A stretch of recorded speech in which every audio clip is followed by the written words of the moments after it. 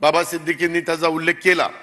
मी असंच कुठेतरी बोलत असताना म्हणून गेलेलो होतो की काय निकाल लागेल ते ब्रह्मदेवालाच माहिती का नाही माहित नाही, इथपर्यंत मी त्या बाबतीमध्ये बोललो।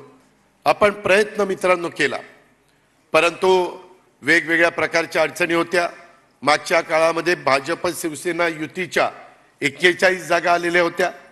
राहिलेल्या 7 मध्ये एक आपण पुरस्कृत केलेली नवनीत राणाची होती, त्याच्यामध्ये ती पण त्यांच्याकडे गेल्यामुळं ते म्हणले आता ह्या आमच्या पक्षात आलेल्या आहेत, त्याच्यावर ती सोडावी लागली। अशा 42 जागा सोडाव्या लागल्या। राहिलेल्या 6 जागांच्या बद्दल आपल्याला सगळा इतिहास माहिती आहे, त्या खोलात मी जास्त जात नाही। आताही काल वेगवेगळ्या प्रकारच्या बातम्या टीव्हीवर चाललेल्या होत्या। मीडिया देखील आम्हाला विचारत होता, वेगवेगळ्या पद्धतीनं कारण नसताना गैरसमज पसरवण्याचं काम हे काही जण करत होते। खरं तर काल मी स्वतः, प्रफुल्ल पटेल साहेब, सुनील तटकरेजी, छगन भुजबळ साहेब, धनंजय मुंडे, संजय बनसोडे, आम्ही अनेक जण, समीर भुजबळ, आम्ही अनेक जण दिल्लीमध्ये होतो। आम्ही सगळेजण सकाळपासून एकत्रपणे चर्चा करायचो। 2 दिवस आमचे तिथं गेले। 1 दिवसाचं पूर्णपणे आम्ही पोचल्यापासून प्रफुल्लबाईंच्या घरीच आम्ही होतो आणि तिथं उशिरापर्यंत जेवण होऊन झोपायला जाईपर्यंत आम्ही सगळे एकत्र होतो। दुसऱ्या दिवशी सकाळी सुनील तटकरेंनी सांगितलं की माझ्याकडे ब्रेकफास्टला या। तिथपासून दुपारच्या जेवणाच्या पर्यंत संध्याकाळी पार्टी आपल्या दिल्लीच्या कार्यालयामध्ये जाईपर्यंत आम्ही सगळेजण एकत्र होतो। कुठेही काही मतभेद नाही, काही नाही, ज्याचा उल्लेख तटकरे साहेबांनी आपल्या भाषणामध्ये केला। मित्रांनो, कारण नसताना कधी कधी मीडियाची जर आपण फार संवाद साधण्याचा प्रयत्न केला तर त्याच्यातूनही त्या बातमीमधनं काही गैरसमज पसरवण्याचा प्रयत्न केला जातो। नाही केला तर आमच्याशी बोलले नाही, मग ते काही पाहिजे त्या बातम्या लावतात।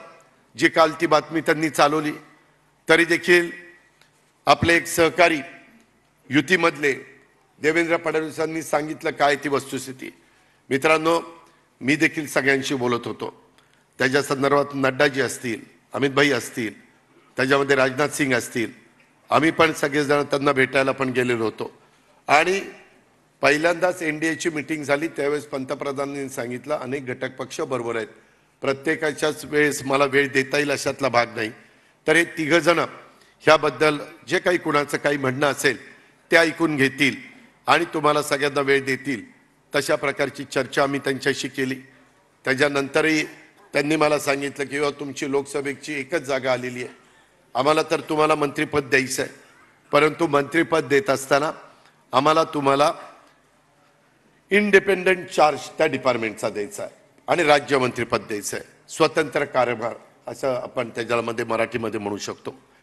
आणि तटकरे साहेबांनी तर मला आधी सांगितलेलं होतं, आज आपला एक राज्यसभाचे सदस्य आणि एक लोकसभेचा सदस्य, साधारण मी आपल्याला विश्वास देऊ इच्छितो जुलै एंडपर्यंत किंवा 15 ऑगस्टपर्यंत आपले राज्यसभेमध्ये 3 सदस्य झालेले तुम्हाला पाहायला मिळतील आणि लोकसभेमध्ये स्वतः सुनीलजी तटकरे साहेब हे प्रांताध्यक्ष म्हणून तिथं काम करतायत, आपले एक प्रतिनिधी म्हणून काम करतायत। आपली संख्या वाढणार आहे। आम्ही त्यांना म्हणालो की बाबा आम्हाला जे नाव द्यायचं आहे ते प्रफुल्लभाईंचं आहे। त्यांनी अनेक वर्ष कॅबिनेट मंत्री म्हणून काम केलेलं आहे आणि कॅबिनेट मंत्री म्हणून काम करणाऱ्या व्यक्तीनं स्वतंत्र कारभार पाहायचा हे आमच्या मनाला पटत नाही, तुम्ही त्याच्यामध्ये काहीतरी वेगळा निर्णय घेतला पाहिजे। त्यांनी सांगितलं की तुमच्यासारखे इतर पण, उदाहरणार्थ तर शिंदे साहेबांचे पण 7 लोक आहेत आपल्या शिवसेनेचे, त्यांनाही स्वतंत्र कारभार दिलाय, त्याच्यामध्ये इतर पण वेगवेगळी नावं त्यांनी आम्हाला सांगितली।